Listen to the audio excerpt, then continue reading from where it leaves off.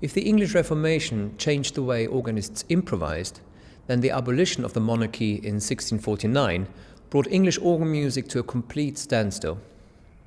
Cromwell's parliamentary troops wreaked havoc all over the country and destroyed organs in cathedrals, churches and collegiate chapels, and the few remaining instruments were merely used to accompany simple psalm singing, if they were used at all. Just imagine this rich tradition of English church music, fantastic choirs, outstanding organs, all gone. And that may have well been the end of it. But then in 1660, King Charles II was crowned King of England.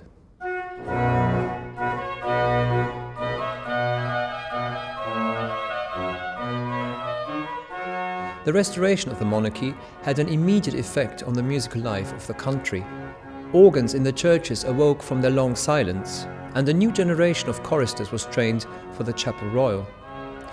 Among these choir boys was Henry Purcell, who later became organist at Westminster Abbey, and one of England's finest composers. Surprisingly, Purcell only composed a handful of organ pieces, and we can assume that most of his organ playing at the Abbey was improvised.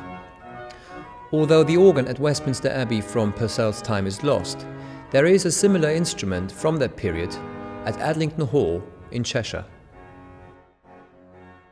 So the interesting thing about the organ at Adlington Hall is that it's the only organ of its period which is built like a church organ with its two manuals and the way that it's laid out. And like other organs built after the Restoration, it has mutation stops and reeds, so trumpet, voce-umana and bassoon, and they're the only ones from this period surviving. The organ here at Adlington Hall was built around 1693, so 2 years before Purcell died. We don't actually know who the organ builder was, but the style of building suggests Bernard Smith, or Father Smith as he was called back then. If we compare this organ with the Tudor instrument, we see two major differences. The first one is we now have got two manuals. That's why this is called a double organ. The top manual is what we call the great organ, and it contains most of the stops. The bottom manual is the chair organ and contains 3 soft stops.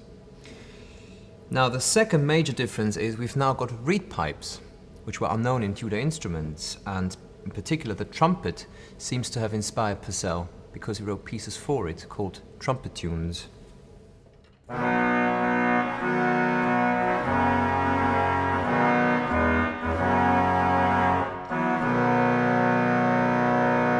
Purcell also composed double voluntaries. What is a double voluntary? Well, double because we played on a double organ, meaning an organ with 2 different manuals.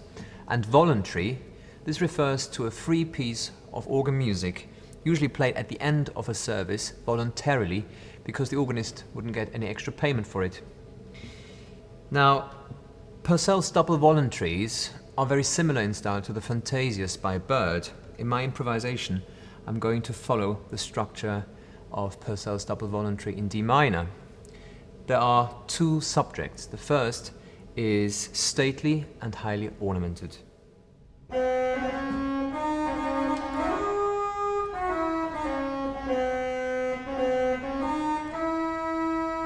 And the second subject is more of a dance, really.